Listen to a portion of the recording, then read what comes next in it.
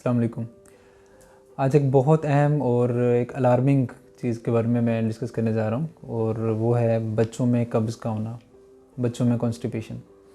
इसको अमूमन कैटेगराइज़ किया जाता है 2 साल से कम जो बच्चे हैं वो और 2 साल से ज़्यादा उम्र के जो बच्चे हैं। अमूमन हमारे जो सेटअप है उसमें बच्चों की जो इमरजेंसीज़, बच्चों के ओपीडीज़, बच्चों को जो केसेस डील किए जाते हैं वो 12 से 13 साल तक की उम्र के किए जाते हैं। इससे बड़े जो हैं वो जो ज़्यादा एज के केसेस हैं वो एडल्ट जो इमरजेंसीज, एडल्ट ओपीडीज़ या जो बड़ों को देखते हैं वही उनको देखते हैं, क्योंकि वेट वाइज थोड़ा सा इसको जो है वो डील किया जाता है। तो कब्ज़ जो बच्चों में है आजकल सबसे कॉमन जो फैक्टर समझा जाता है वो हमारी खुराक का जो चीज़ जो है वो तब्दील होना है, वो है फ़ास्ट फूड का बहुत ज़्यादा इस्तेमाल। बच्चों में फ़ास्ट फूड बहुत ज़्यादा जो है वो कॉमन है। अब हर दूसरे या तीसरे दिन या कुछ घरों में तो डेली जो है वो फ़ास्ट फूड का इस्तेमाल किया जाता है। बर्गर, पिज़्ज़ा, शवारमा, इस तरह की चीज़ें जो वो ली जाती हैं। इसके अलावा नान खाने के बहुत शौकीन होते हैं, छोटे बच्चे भी इवन।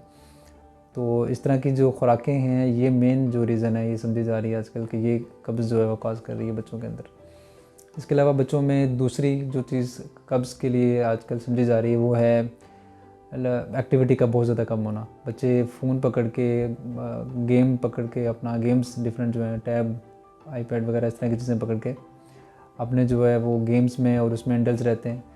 और खाने की एसोसिएशन भी बच्चों में इसी तरह होती है कईयों में, स्पेशली छोटे बच्चों में 2 साल में, कि फ़ोन लगेगा या कोई गेम या कार्टून लगेगी तो उसके साथ बच्चे वो खाना खाएँगे। तो ये टोटली जो कंसंट्रेशन खाने के ऊपर होती है, खाना चबाने में, खाना अपना अंदर लेकर जाने में, सारी चीज़ें, ये सारी चीज़ें उससे मुतासिर होती हैं। ये एक फैक्टर बहुत कॉमन है जो कि बच्चों में कब्ज़ में, बच्चों में खाने पीने की रूटीन, बच्चों की भूख के ऊपर बहुत असरअंदाज हो रहा है। तो ये एसोसिएशन जो डेवलप होगी हुई है बच्चों की फ़ोन स्क्रीन टाइम के साथ, ये बहुत ख़तरनाक तक बढ़ती जा रही है। और कब्ज़ का इशू बहुत सारे पेट के बल्कि और भी मसाइल कब्ज़ के अलावा जो है बच्चों में कॉमन होते जा रहे हैं। तो छोटे बच्चों में 2 साल से कम बच्चे होते हैं उनमें बहुत ज़्यादा कॉमन इशू होता है कब्ज़ का। वो इसलिए कि फार्मूला मिल्क पे होते हैं, मदर फीड पे होते हैं, पानी का इस्तेमाल बहुत कम होता है, बच्चों में जूसेस या पानी वगैरह नहीं ले रहे होते। तो इसको थोड़ा सा कॉमन भी नॉर्मल कंसिडर किया जाता है। तो इसको ज़्यादा इसके बारे में परेशान नहीं हो जाता, ये यहाँ कोई इसमें कोई चीज़ नहीं है। और बच्चा अगर दर्द से बिलबिलाए या ऐसी कोई चीज़ हो तो उसको फिर वो कुछ ड्रॉप्स होते हैं, कोलिक ड्रॉप डिफरेंट फार्मूलेशंस में डिफरेंट ब्रांड के साथ आ रहे होते हैं, उससे भी बच्चों में जो है फाका हो जाता होता है। तो जैसे ही 5 से 6 महीने की उम्र का हो बच्चा, उसको सॉलिड स्टार्ट कर देना चाहिए। जैसे ही बल्क बनेगा कॉन्स्टिपेशन ऑटोमेटिकली इम्प्रूव होना शुरू हो जाएगी। तो एक तो ये चीज़ है कि 6 महीने की उम्र में बच्चे को कुछ ना कुछ सेमी सॉलिड और फिर सॉलिड की तरफ लाया जाए। और 1 साल की उम्र के बारे में ये कहा जाता है कि जैसे ही 1 साल बच्चा क्रॉस करता है तो जो आप खा रहे हो बच्चा भी वो भी खा सकता है। नॉर्मल जो आपका चीज़ें आप खा सकते हैं, बेशक आप रोटी है, सालन है, चावल है, जो भी चीज़ें हैं वो बच्चा खा सकता है। तो इसमें कोई भी चीज़ नुकसानदेह नहीं है। तो बच्चों में ये चीज़ बहुत ज़रूरी है कि खाने की रूटीन सबसे पहले एक बात है कि एक टाइम फ़िक्स किया जाए, उस पे खाना दिया जाए, स्क्रीन टाइम कम किया जाए। दूसरी चीज़ इसमें छोटे बच्चों में भी और इवन बड़ों में भी अब ये जो चीज़ वो कॉमन होती जा रही है वो है टॉयलेट ट्रेनिंग। टॉयलेट ट्रेनिंग बहुत लेट की जाती है और इसको इग्नोर कर दिया जाता है। बच्चे डायपर के साथ ही फिरते रहते हैं सारा दिन और उसी में ईज़ जो है वो फील करते हैं। बल्कि ये फ़ैशन बन चुका हुआ है बहुत सारे लोगों में, बहुत सारे घरों में, बड़ी फैमिलीज़ में भी इवन, कि बच्चा इवन 6-7 साल का भी है तो 7 बल्कि इससे ज़्यादा भी होते हैं कई, तो वो डायपर लगा के फिर रहे होते हैं। गैदरिंग्स में जाते हैं, बच्चे को डायपर लगा दिया जाता है और सारी चीज़ें।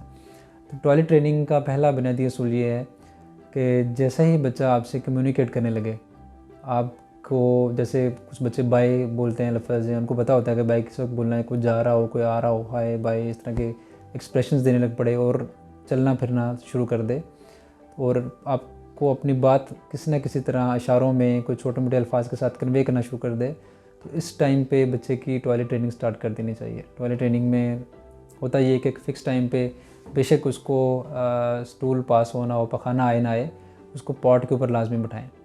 दिन में कम से कम 2 दफ़ा ये प्रैक्टिस करें। पखाना बेशक आए ना आए, बच्चे की तारीफ़ की जाए कि आपने ये एक डिफरेंट चीज़ की है, आपको इसका फिर उसको रिवार्ड दें, उसको स्टार दें, कोई टॉफ़ी दें, कोई ऐसी चीज़ दें। तो ये पॉजिटिव रीइंफोर्समेंट है। बच्चे को इंडल्ज करना इस एक्टिविटी में बहुत अच्छा इसका असर होता है और बच्चे की डायपर से जान बहुत जल्दी छूट जाती है। डायपर्स के अपने नुकसानात होते हैं, नेपी डायपर वगैरह के रैश बनने के चांसेस होते हैं और स्टूल अगर काफ़ी देर पड़ा रहे।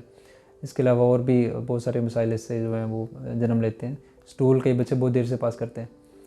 दूसरी चीज़ जैसे कि मैंने पहले जिक्र किया कि बच्चे और एक्टिविटी में जैसे गेमिंग में गेम्स खेलते रहते हैं, कार्टून्स देखते रहते हैं, उसमें बिजी रहते हैं और स्टूल पास करने की जो अर्ज होती है उसको पोस्टपोन करते जाते हैं।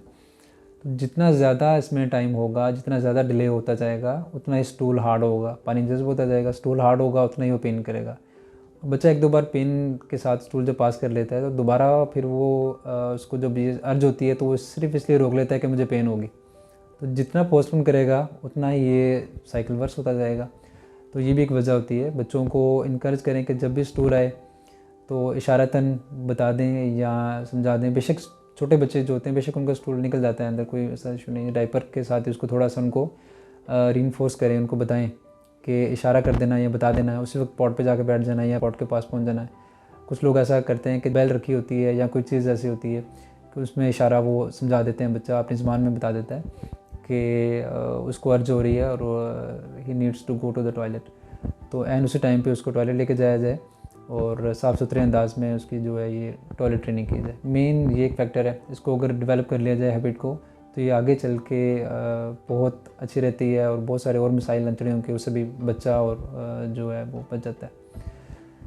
फिर इसके अलावा डाइट का जैसे मैंने बता दिया, फाइबर वाली डाइट है, उसमें फल हैं, सब्जियां हैं, चक्की वाला आटा जो है उसकी रोटी है, उसकी बनी हुई चीज़ें, चावल है, खिचड़ी है।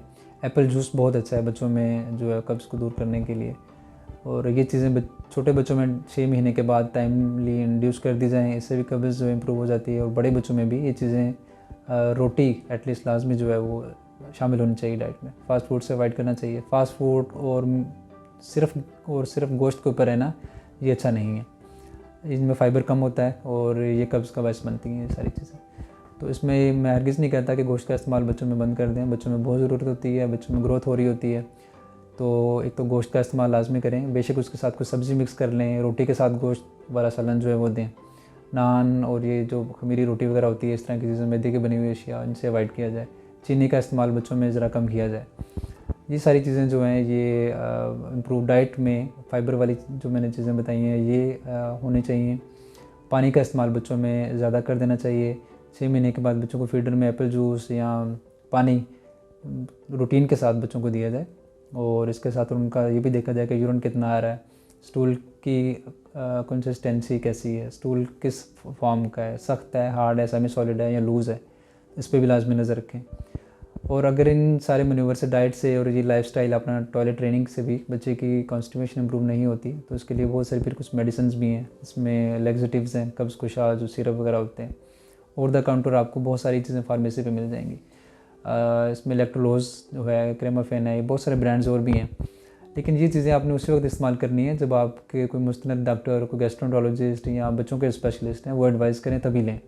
अदरवाइज़ खुद से बच्चों को कब्ज़ कुशा जो अद्वियात हैं वो नहीं देनी होती। फिर इसके बाद अगर ना इम्प्रूव हो इन सिरप से, इन अद्वियात से, तो उसके बाद सपोजिटरीज और एनीमा वगैरह आते हैं, वो भी डॉक्टर अपनी निगरानी में ही बच्चों को जो है करवाते हैं सारी चीज़ें ये। फिर कुछ कंडीशंस ऐसी हैं जो कि किसी बीमारी से रिलेटेड होती हैं। बच्चों की कुछ बीमारियां ऐसी हैं कि उसमें अंतड़ियों की जो असाब होते हैं, जो नर्व्स होती हैं, उनका डिसफंक्शन होता है। एक बहुत कॉमन डिजीज़ बच्चों में पाई जाती है वो हर्शस्प्रिंग डिजीज़ है। उसमें जो रेक्टम है, आंत का जो आखिरी हिस्सा होता है, इसमें पखाना थोड़ी देर के लिए स्टोर भी रहता है, जहाँ से अर्ज जो है में जनरेट होती है।